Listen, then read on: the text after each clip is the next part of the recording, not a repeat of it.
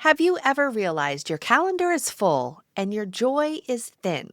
In this episode, Wes Towers shares the success definition he absorbed as a kid. Busy equals important, and the shift that changed everything.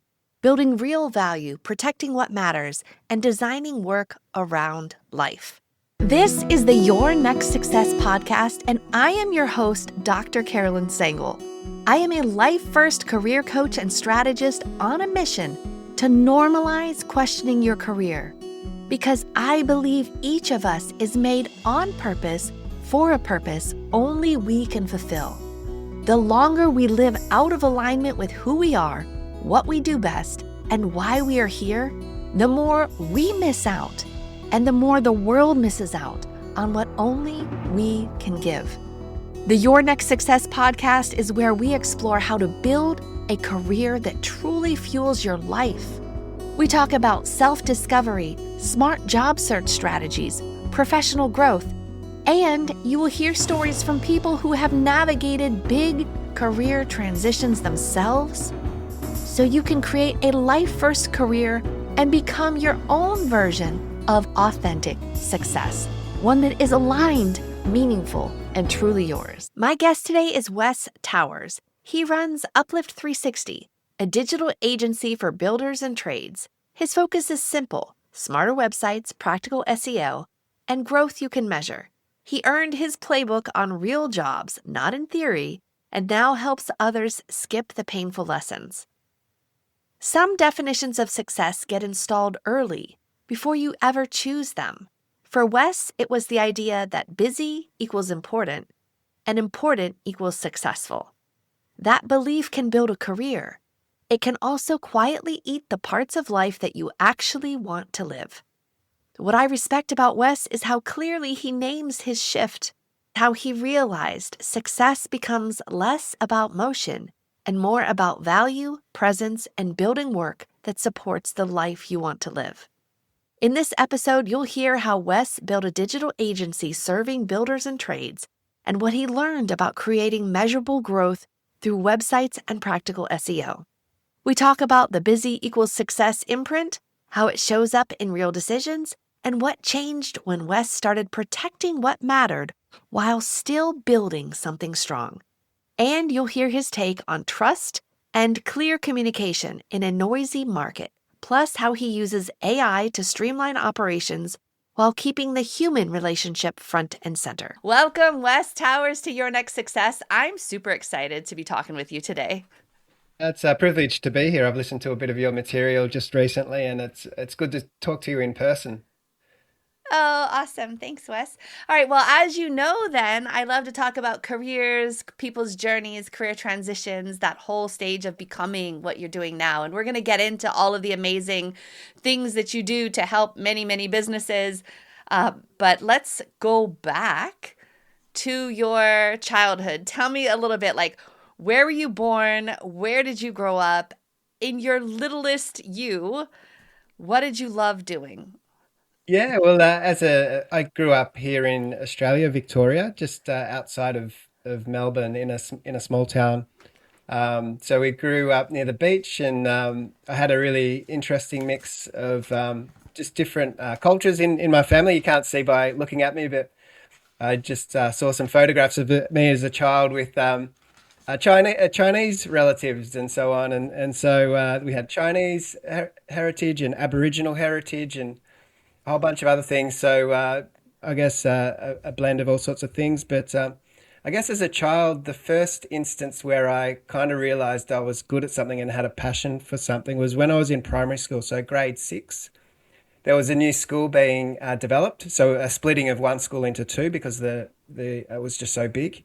And the new school had a competition to design their school logo, and I designed Oh. one and submitted it, and it won.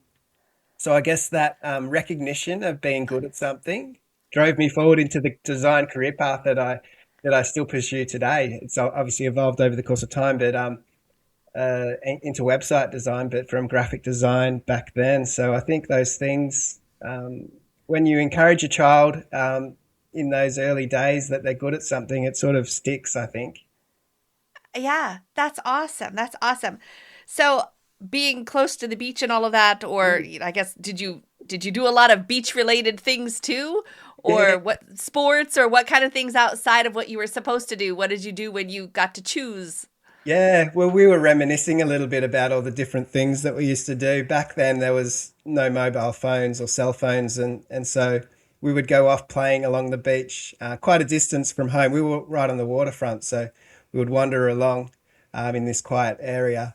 But mum and dad were happy with that because we had our dog with us for security, Mm. which I don't know what the dog would do if he fell off a cliff or something. You know, there wasn't major cliffs, but if something happened, it was a different time back Yeah. then, wasn't it? We less worry and concern about a lot of things. But yeah, grew up Yes. going to the beach a lot and outdoors, and we play a game called AFL footy, Australian rules football. Oh, So we nice. did that a little Yeah. bit. You might have seen it a little Now, bit. like football, like soccer, right? Like football, like, No, or so football, Aussie, like football, like American football, like the brown ball, or football, like European kind of. Yeah, which it's one? yeah, Aussie footy is totally different to all of that. We have Oh, like an oval footy, but it's not as pointy on the ends yeah. as what you have in gridiron. But yeah, it's a totally unique sport to our country. So when other people try and watch it, they've just got no idea what's going on. But yeah, we love it here. So we're really That's passionate about cool. it. Yeah. That's cool. I wonder if your mom was thinking, because, like, I don't know, we might be similar age, or you might be a little younger than me, not sure. But, there was this Benji movie, right? And, like, if anything got in trouble, that dog Benji would go and, like, tell people. So maybe she thought Yes. that the dog would Yes. come back home and bark twice if you're fine or not, you know? Yeah. But Yeah, well, I remember watching Benji. Also, you may have had it there, Skippy. Did you get watch Skippy? It was an Australian hmm, TV show. It was a I didn't watch kangaroo. Skippy, but Yeah. oh, The cool. I don't kangaroo. recall. If it was, I blocked it for trauma from other reasons, but no. Just Yeah, so similar kind of thing. This kangaroo that could talk apparently, and it would save the day every time. So yeah, same sort of idea. oh, that's cool. All right. All right. So you are growing up, living your best life. And did you have siblings? Yeah, a couple of Yeah. brothers. Yeah, yeah. I'm Nice. the eldest. So And yeah, oh, that's cool. So you're already starting to take the lead a bit just by age and stage of your of your birth order. What did your parents do for work? yeah. Dad worked in shoe shops, managed shoe shops around here in Geelong, just outside of Melbourne. Mum was mostly at home as a child for me, but before that, she worked in legal Hmm. as a legal assistant or something like that. In one of the Interesting. law firms here in Geelong as well. So yeah, yeah, they had different backgrounds. Yeah. Yeah, my grandparents owned a business. That was, I suppose, they owned a few businesses. Set up a bakery in a region and then sell it and move on and do another one. So I always had it in the back of my mind, people can do businesses. And also my uncle, he was an architect, he was running a business. So in the back of my mind, I realized people did business and that was a potential thing to do. I think Yeah. it's hard to go into a field that you haven't seen modeled to you to a large degree.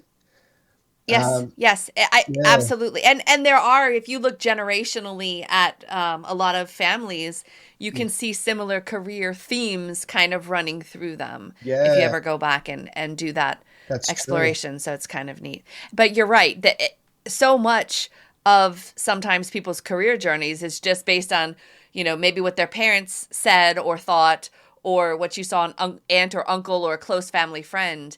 And that's one of the things that if I get to have the pleasure of working with somebody earlier on and they're trying to choose, there's actually some very amazing assessments that could help open up based on somebody's natural abilities, how they're hardwired to some career fields to start the exploration. And then I would encourage, let's try job shadowing and kind of try before you buy, or at least learn more about how that goes. Because otherwise, you're just with a very narrow set of choices of what's hot, what you've heard that could be good or make a lot of money, um, Yeah. and a bunch of trial and error. And there's a You don't know what you little don't more know, isn't it? data. Yeah, you just don't know Yeah. what you're missing out on if you haven't ever seen it or you haven't thought that it's something you can achieve. So I spoke of Yeah. AFL footy, Australian football. Only a few years ago, we had a women's teams established, so it was brand new. But the remarkable thing was, so no women had been really playing football, but once it started as like a proper level, like a serious level, all the girls were playing footy. So it was in them that they had a Ah, desire to play. It's just that they hadn't seen it yet. So once yes. it's modeled to Yes. them, they've seen it, the opportunity opens up. So I think that's really cool. And as you say, in careers, if you've never seen a career path, you've never seen anyone do it, you just won't be aware of it. Yeah, it's tricky. Okay, so you have won this logo competition for your school in primary school. Yeah. Then as you got into the next levels of education, did that stick, that creative kind of, Yeah. outlet, or what did you find yourself being drawn to? Yeah, so I was a creative. I forgot to say, Mum was an artist as well. So whilst it's not a Ah, career, but it's something that she did with her time. So the creative kind of side of me was there, and so I went to uni for graphic design slash multimedia, and got my first job after that in Sydney in a marketing company. They needed design work done. It's things have changed so fast. Well, it feels fast, but I sound like an old person when I say that. But they'd never designed a website. Year 2000, only had one computer connected to the internet on a dial-up modem. They were mm, an award-winning company, and they yeah. won a project to design a website and said, "Right, you're the young guy. You better figure out how to build that site because we've won the project." And so I did that, and found that I really, really loved it. The Oh, that's technical and awesome. the creative blend. You've got a bit of both, Yeah. so it suits me. And then did you stay there then for a long time, or and then what happened? No, so I worked for other people. That first company merged into another business as well, so it was kind of the same but different. And Yeah. so I was only working with those companies 3 years in total before I came down to. So that was in Sydney, and then came back to Melbourne, where I'm from. Um, and naively started my own business soon after. So I Oh, uh, wow. I had no idea how to do it, or how to have a client meeting, how to do a proposal. I was sweating so much, in meetings, those first few meetings, just feeling overwhelmed and everything, and figured it out eventually, luckily enough. But what was it that made you even think, like, oh, forget this, I'll just do it on my own? What was that process? Yeah, it was something I always wanted to do. I think, I Mm. suppose, looking at my uncle, he worked in another creative space as an architect, and I knew I always, I suppose, admired that. And so I thought, well, that might be something I do for my own career path eventually. But it was far earlier than I anticipated, simply because an opportunity popped up. There was another guy who tried to start his own digital agency, what I do, and it was just too much. He couldn't get enough work, and it was just too hard. So he said, "I'm going to throw in the towel." And I said, "What are you going to do with your couple of clients that you've still got?" And he said, "Well, you can have them." So I said, "Well, I will." And so I did that. Oh, wow. Yeah, yeah. And So he just gave it to you, or did he like sell it to you no, I somehow, didn't you sell it. know? Just gave it to. There was very little work, but it was a But starting still, point. So it was just yeah. moonlighting at the start. So it was just me in the evenings after daytime work, until it Yeah. got to a point where I could go, full time in my own business and then hire a team as well. So yeah, it's kind of somewhat unplanned, but I guess the end goal was planned, but the way in which I've sort of navigated there has been just, unplanned. So at what point did you feel comfortable enough to leave the full-time thing to just do this business that you were building? Yeah, so it was just a simple goal to replace the equivalent to my income, really. So to be able to Yeah. build to a point where it was sustainable enough. And being Yeah. a young guy married at the time with um, just entering into our first mortgage as well. So, as a young person, all these things sort of can happen at once, and then soon after having children and so on. So the pressure on finances, only increases over those your younger adult years. And so just had to build it up to a financial position to be able to stay with it because I love it. I love doing the work, but I love the networking side of it as well. All the things, peripheral stuff, I guess, to the business, the core function. I just love, Yeah. yeah. So it's How did you how did you approach networking? From being that young, I guess, well, in university, outside of the things you were supposed to be doing, were you involved in like a bunch of organizations, or did you learn that then, or is it just part of who you are? You're just always good to get along with people, make great friends, or how does that work? no, I wasn't natural at it. I think I was fairly shy and reserved and self-conscious to a large degree.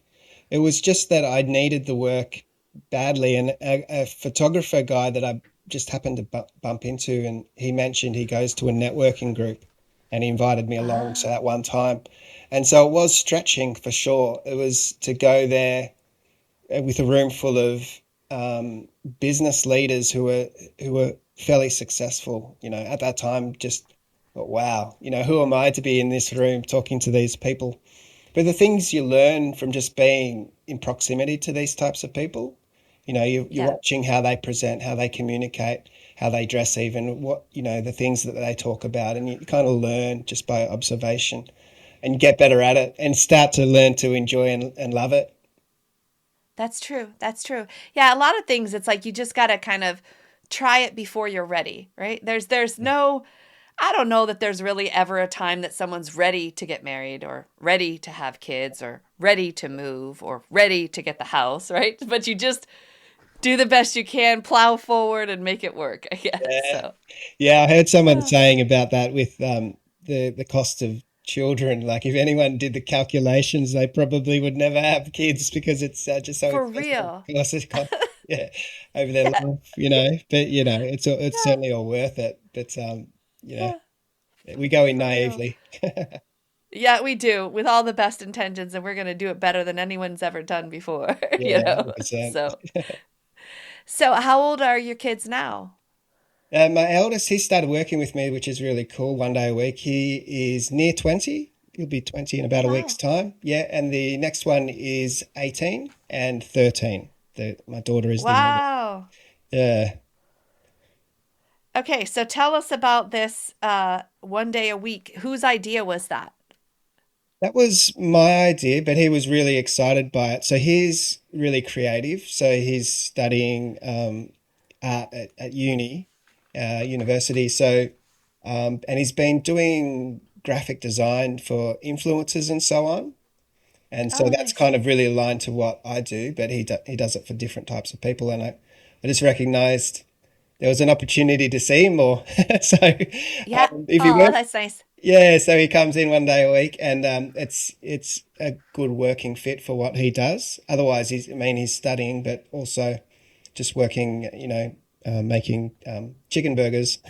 So he'd prefer to be working with me, and the advantage of that is, of course, to be able to mentor him to a degree, because he's got intentions maybe to 1 day work for himself as well. So all those things I learnt the hard way. Hopefully, I can help mentor him to a degree in that path. He'll make his own mistakes, but hopefully, some of the mistakes I made, he doesn't have to because I can help him. I hope not. Yeah. Now, does he bring his own clients, or is he working on projects that you already have? No, so he's doing our work. Well, he's doing mostly our own social media posting. So Uplift Oh, that's 360, our good. company, yeah. And so he does Yeah. all the reels and the social posts, and so on. So that's plenty to keep him occupied.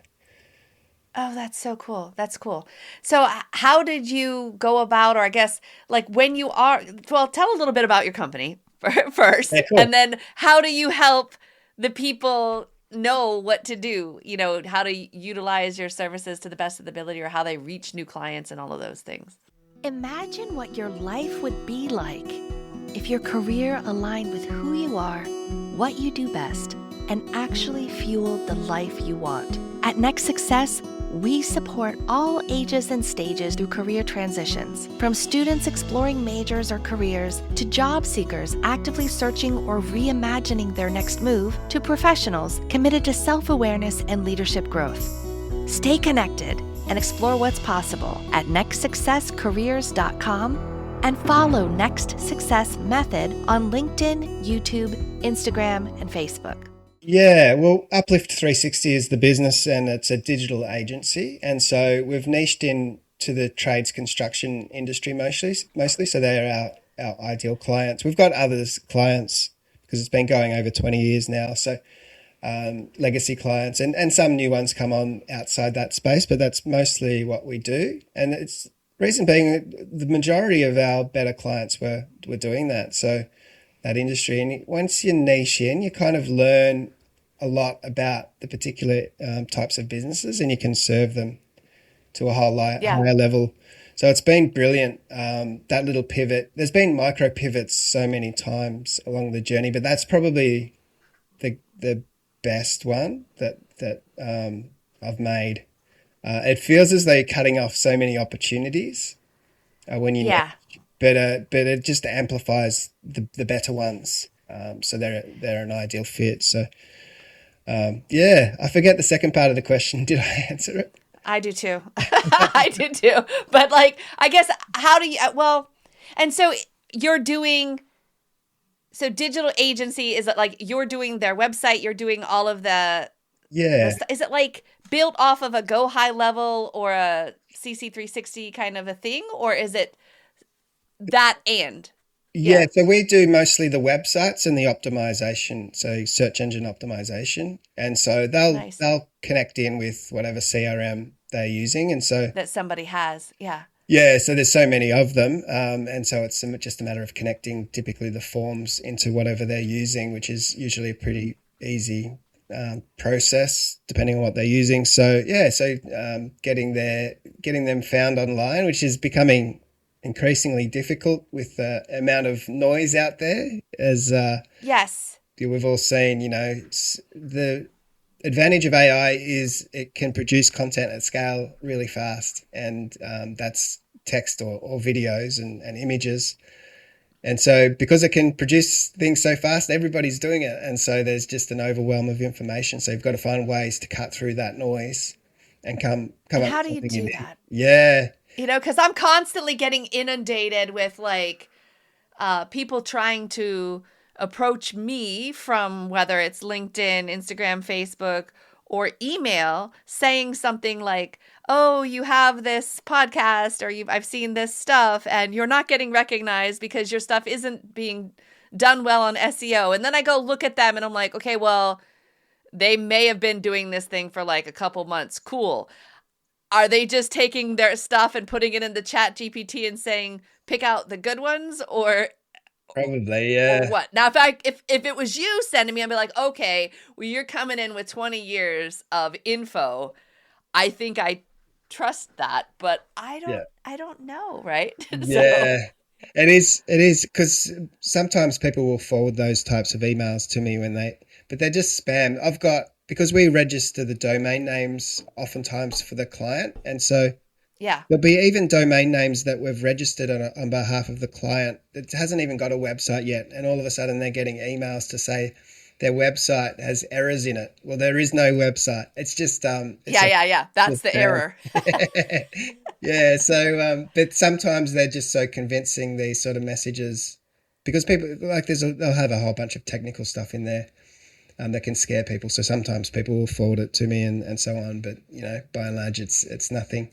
So just... fear-mongering. Yeah, that's right. You don't know what you don't know. So, and people play on that. But, so the key elements, I suppose, for marketing now is to really drill down to precisely what makes you unique and be really specific in that. So anything that is different in your business to your competitors, they're the things you really need to highlight, because everything else is kind of generic and bland. But those key distinctions all of your attention should focus on those key distinctions. Let the marketplace educate about the general things, but your uniqueness is what needs to sing. So putting once you know what those things are, those core elements, then you can massage those through all your media, through your social media, through your website, of course. No matter where it is, make sure everything's aligned to those core values, I suppose. And they evolve and change. They're typically a reflection of the founder's own personal values and convictions. If it's a smaller business, Yeah. founder-led business.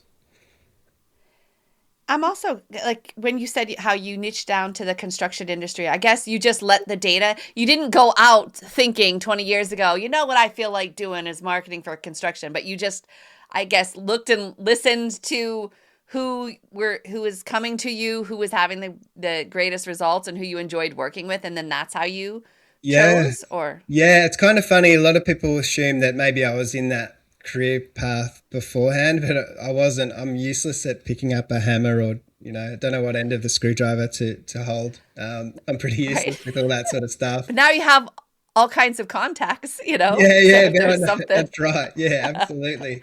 So, but for whatever reason, I related really well to these people. I suppose because they're so practical and pragmatic and down to earth, just typically. That for whatever reason I relate well to them, so I can understand where they're coming from, and I choose not to use too much lingo and things that all the jargon that people can sometimes confuse people with. I Yeah. prefer to avoid that as best I can. Some things you've got to cover, of course, but you want to find ways to cover it in a meaningful way so it makes sense to the market. And I've just found that I'm good at that. So that's my craft, I suppose, That's coming cool. through. How did you learn it? Just trial and error over time? Because, a lot of what I'm learning and what I've learned is the design is awesome and the messaging that's in there, it's got to either be, like you're saying, speaking kind of with you, not above, not below, but, how Yeah. did you learn that side of it? Yeah, that's an interest. I'm not 100% sure. Maybe I would assume it's just because I love people. I like talking to people. I like Mm, listening to them. So maybe it's being the listening skills, I suppose. Um, yeah. yeah, and I'm a founder-led business too, so I understand where they're coming from. I hire people in different tasks.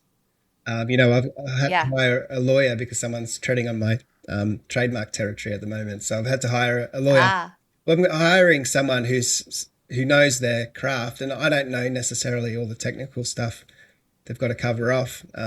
Just have to lean on them to explain in my understand to my capacity of understanding. So I guess that's kind of where it's at to realize, hey, people don't necessarily know, and that's the things I'm talking about, or the technical stuff, and to find a way to communicate what's important to them.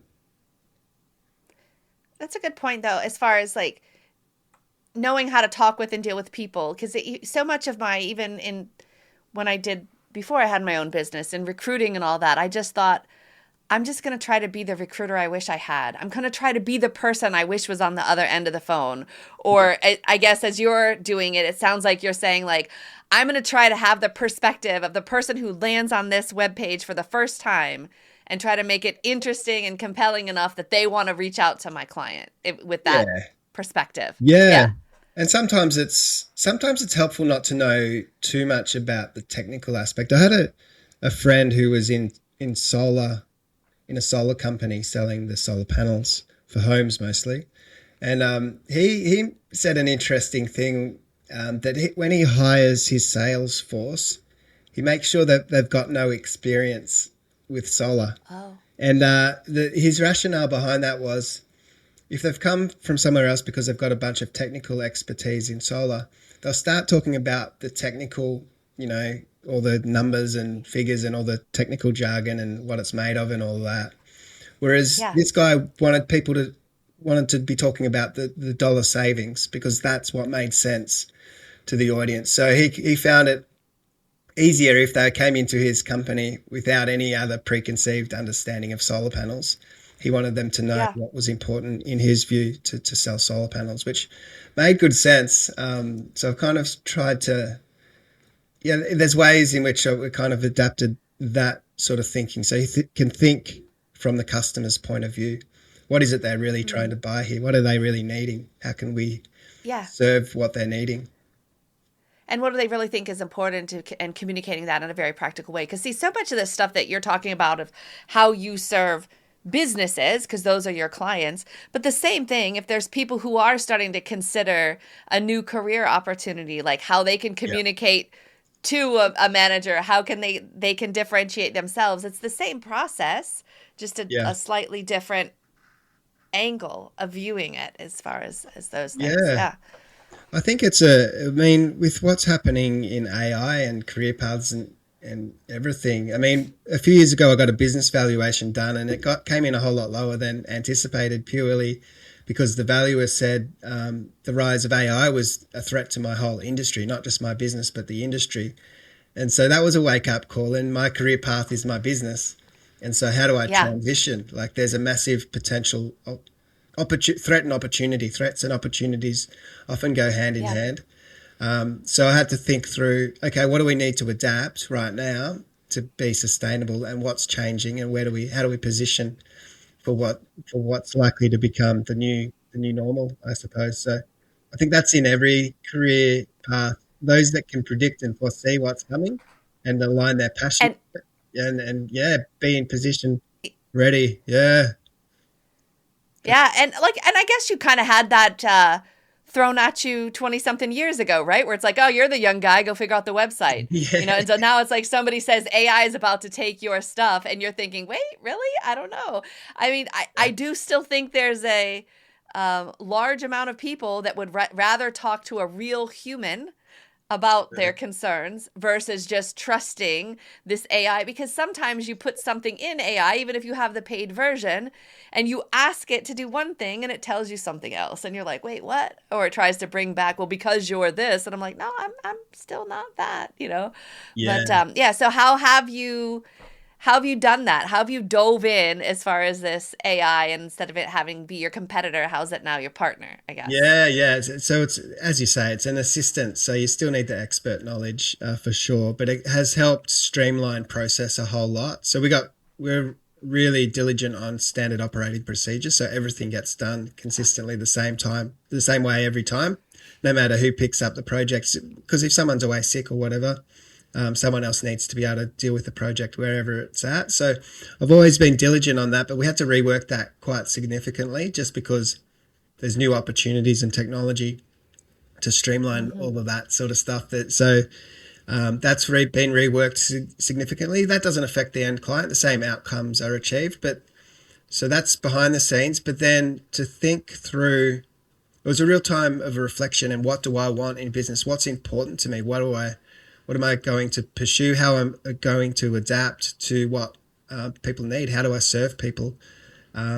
So it's less about the technical know-how of building the site, because that's becoming easier and easier. And it's more about that expert knowledge. I love, as I said before, I love people. I love talking to people. I love gleaning from them an understanding of where they're at in their business and how I can support them. So the tools have enabled me to have a bit more time, that I can spend more time with Ah, people. And so the humanization, curiously enough, AI has allowed me to humanize the business a whole lot more, and that's what I love doing. So it's working really well right now, but we need to stay on our toes, because who knows what's around the corner with the technology being in the correct. space we're at. Yeah, so it's fun. I Yeah, think. even with some of these, yeah, go Yeah, ahead. go on. Yeah, With some of these like AI clones that people can build even of themselves, right? Then you're mm, starting to hear some people say like, well, AI is just going to take over podcasts. And I'm like, what? Like, come on. Can you yeah. imagine if it was just my clone talking to your clone? I would just be a little weird, Yeah, you know? well, yeah, I saw on I think it was a Facebook ad, one of the social platforms, a platform that's proposing that it does all your podcasting for you. It does an AI version of yourself and does Mm, show after show. What? That's just a new level of spam, really. It's just really? there's no authentic anything in it. So Yeah. yeah, yeah. There's no. I can't imagine anyone listening to that stuff, but we're going to have to fight to get through the noise if people go down that path. That's true. Oh, interesting. Okay, so how about when you were young, what did you think success was? What did you think that like what were you chasing or what was your thoughts around it? And then we'll end up going a little bit later into like and then now what do you think today, But sometimes, not saying this was you, sometimes people have a thought of what they think it is to be successful, like oh, it's the house, the car, the this, the that, the other. And then as they kind of go through life more, they realize, oh, those things that they were chasing aren't actually it at all. Yeah. Um, what's been your experience? Yeah, well, I suppose as a child growing up in a church, there was a diverse range of different types of people. That's a massive advantage to anyone growing up to see different people and how they function in life and so on. But Dad really admired this guy, Ross. And so I could just sense Dad thought this guy was awesome. So I in turn looked at Ross and thought, what is Ross doing? Why is he so awesome? And I remember Dad saying, Ross is a really important businessman and he's really, really busy. And so I suppose even as a child, I put a value on being busy, which is Mm-hmm. that's a crazy measure of success. It should be quite the opposite.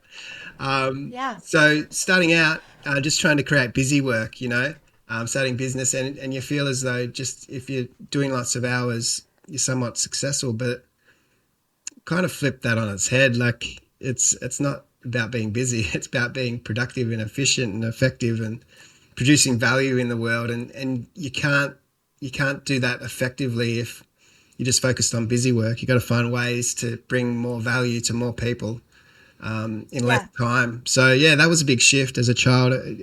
It's kind of I was only thinking about it just walking down the street before. The things that sort of stick in your mind, the assumptions you make based on what you've heard as a child. Yeah, Yeah. yeah, move past Yeah. that. I think I picked that I picked up on that as well. And somehow it was like anybody going from, in working in a company or corporate, somebody told me once, like, if you carry a notebook or something, you're really busy and walk fast with purpose. And I was like, okay. So then I just kind of adapted that. And anytime it always like, if I'm going to leave my desk to go even to the restroom, I was carrying a notebook because somebody Yeah, told me that meant you were like productive or something. I'm like, what the heck? And then yeah, yeah, later it was like, forget it. I'm just gonna walk and be me. And yeah, also, that quest to chase after what the world thinks is success, mm, sometimes that busy or that, it comes at the expense of relationships with the yeah, people that you chose and that chose you as well. So yeah. yeah. Yeah, so that was definitely an early lesson learned, and I'm thankful that I learnt it reasonably early when the kids were young, so I could put the time into, coaching basketball and so on, and being there for dance, dropping off and picking up, and all those things that happen, for us, probably the same as you, finish at three p.m. and so early afternoon finish to go and do activities and stuff with the kids. So I'm glad that I didn't miss that opportunity because it's only there a moment and then I they're know. adults. So that success Yeah. is so many different things that you just can't quite see when you're a young fella, I don't think. And when you see a baby, you think like, oh, they're going to be here forever, right? And then you're like, oh, well, gosh, I'm not sure. But yeah, mine are nearly 17 and 20 as well. So just, I think that's why grandparents are so good because they've realized it and they just spend time and Yeah. enjoy the time and the moment and however it is. And sometimes parents are a little bit caught up in the things you have to do, Yeah. and remembering and realizing like, oh, I have to do this too. I want to do this. I chose this person. So, yeah. Yeah. So now your version of success now is what? Like, how do you define authentic success for you in this moment? Yeah, it's certainly evolved even past that time sort of management sort of style. It's building a career around life as well. So I've made the advantage of creating your own business is you design your own career path because you can make the business whatever you want it to be.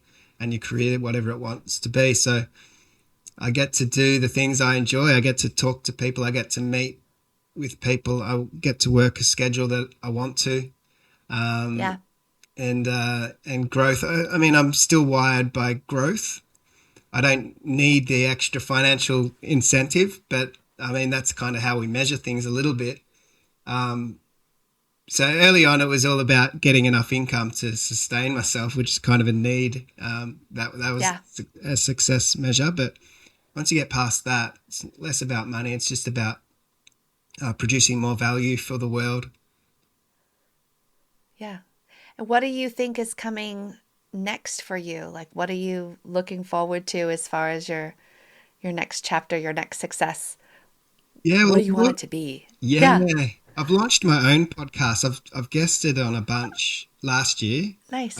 and so it was such a learning curve. So it was a massive, I like to be stretched and grow, and it gave me opportunity to get better at it. I'm still Yeah. learning, as you can tell, but Me too. the next step felt like starting my own, and then I can have conversations with people that I want to talk to on there about, it's mainly for trades and construction people. So I'm trying to get those people That's on. awesome. Yeah, and it's been fun. So there's been a bunch recorded already, and I feel like I'm getting slightly better at the interview process. But it's keeping Yeah. me excited and motivated, to do something new because I've been working at this game a long time now. So it keeps me fresh. I feel like it's something new and exciting. What is your podcast and is your audience, are you targeting just people in Australia or people in construction trades all over? All over.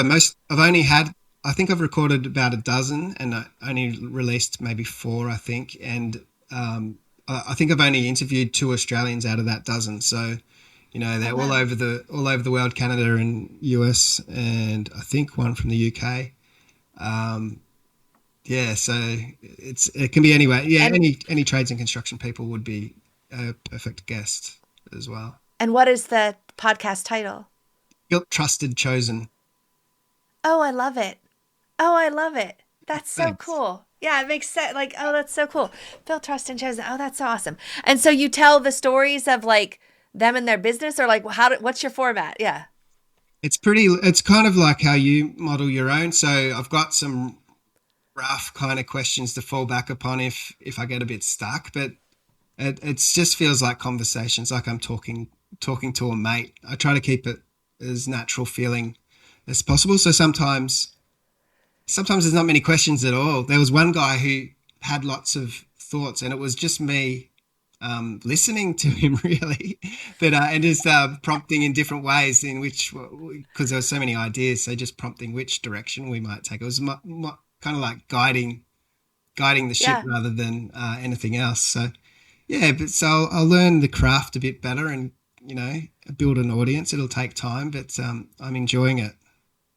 That's right. That's right. Well, and but the same things that helped you with your business that you already had, foundationally understood those about the consistency and all of those things, especially with, helping other people's social media and all of that.